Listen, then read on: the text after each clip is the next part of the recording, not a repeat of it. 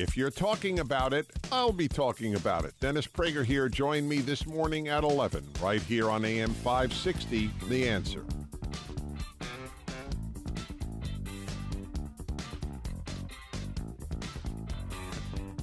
Good morning, Dan and Amy. New poll out, Cato Institute's 2017 Free Speech and Tolerance Survey.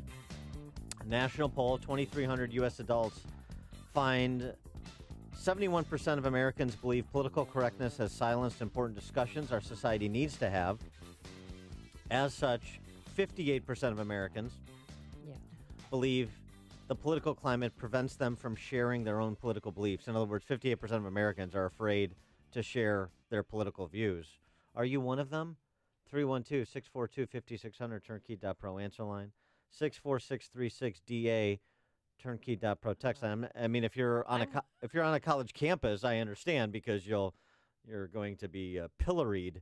Maybe in the workplace too, maybe in just everyday life. Are you afraid to share your political beliefs in your everyday life more than half the country is? And what does that say about the quality of our discourse in the 21st century? Well, for some people, I mean, it's still a volatile situation because you still have, some on the left wing, your liberal friends that are still processing the election. They don't understand why you're even a member of the Republican Party, and you're afraid that if you say your views, you might lose your volunteer job, might get kicked out of your church. I mean, Lord, that's too much to risk, huh?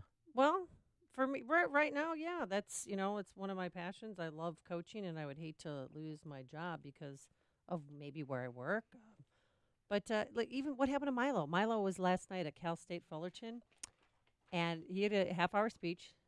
The campus Republican group hired him to come and speak. 8 people were arrested, including a woman, are you ready for this, who was trying to break a window to get to him to physically shut him up. Mm-hmm. That's what she was screaming. Yeah. And she was taken into custody and charged with attempted assault. Well, I mean, that is sick. No, this is easily resolved, and those who are afraid to speak up are easily rolled over.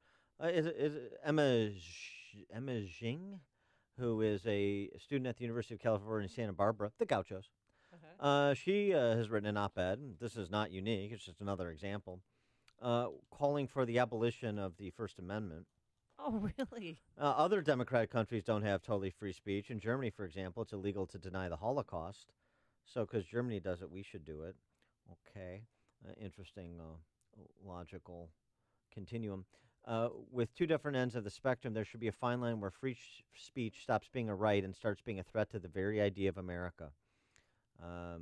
Free speech should allow the country to grow and change for the better, and movements that try to oppress, disenfranchise, and strip minorities of their freedom to pursue happiness and success, their free speech is not guaranteed by the Bill of Rights. In other words, kind of translate that. In other words, if you disagree with me, your free speech rights should be eliminated. Oh, by the way, so should your family. If you're white, City of New York sociology professor Jesse Daniels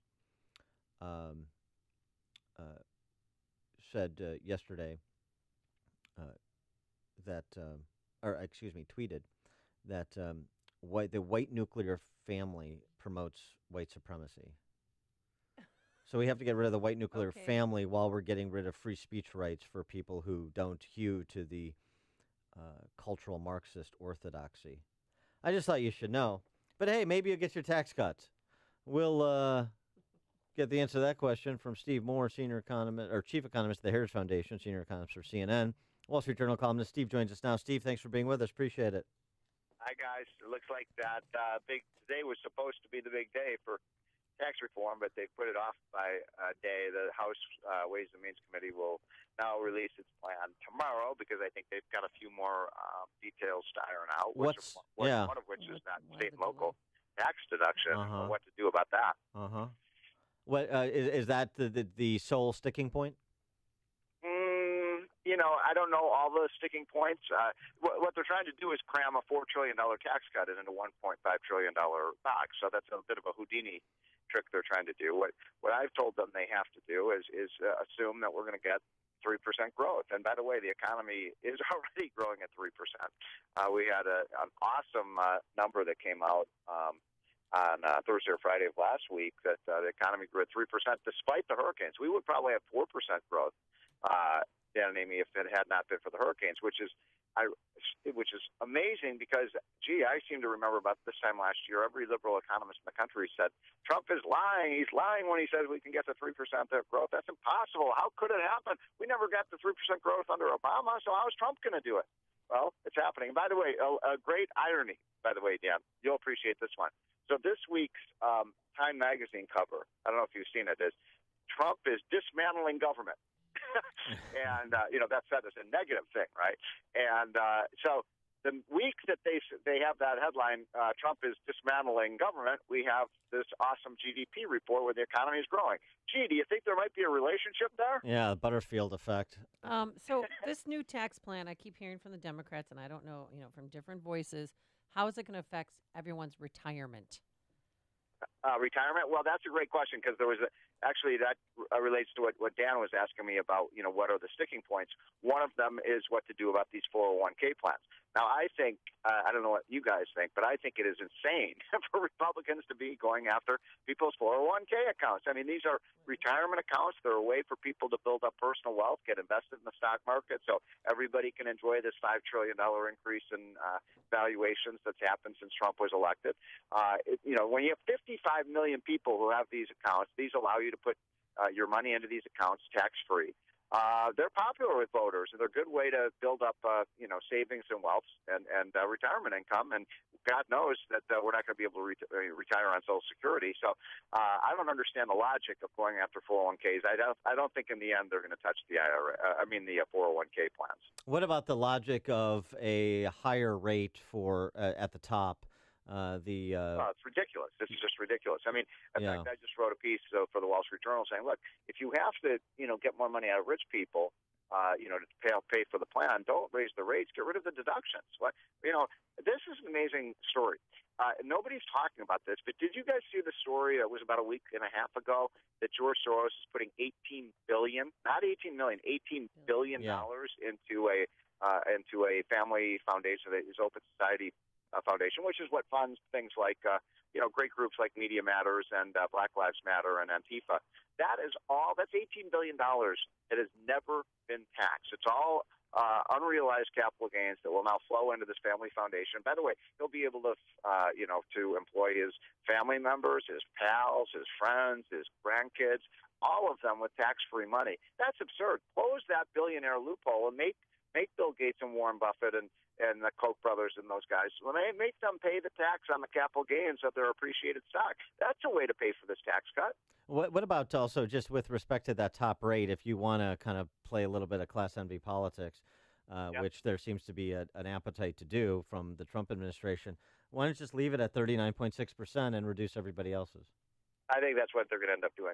And if you do that, look, as an economist, supply-sider from the Wall Street Journal, Laffer, Ronald Reagan School, I mean, the tax rate that matters the most is the highest one, right? Because that's the one that affects everyone at the margin. Everyone who pays that 39.6%, it's the marginal rate.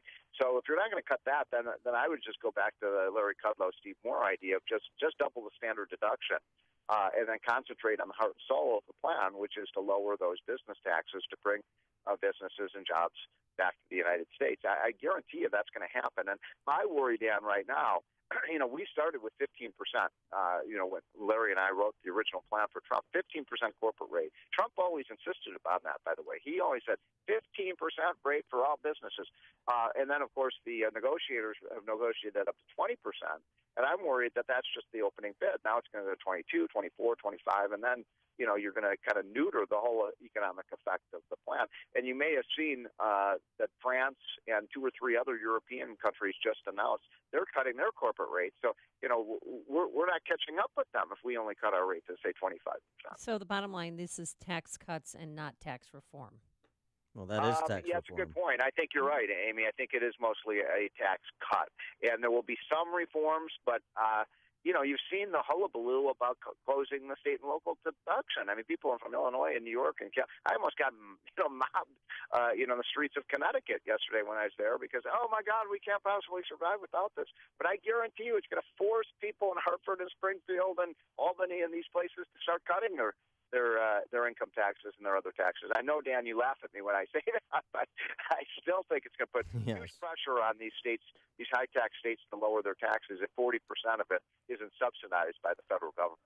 Another story in terms of economic indicators out yesterday, CNBC reporting that home prices reach a new all-time high in August. Case-Shiller has 6.1% annual gain on the S&P's most broad indicator, Case-Shiller Home Price Index. Of course, that doesn't matter in Illinois either, because much like our state and local taxes will swamp any federal tax relief, property taxes here swamp any increase in home value. But what does that say? And particularly, oh, by the way, what is it now? 8 years after the bubble burst, and all we've done is grow Fannie and Freddie.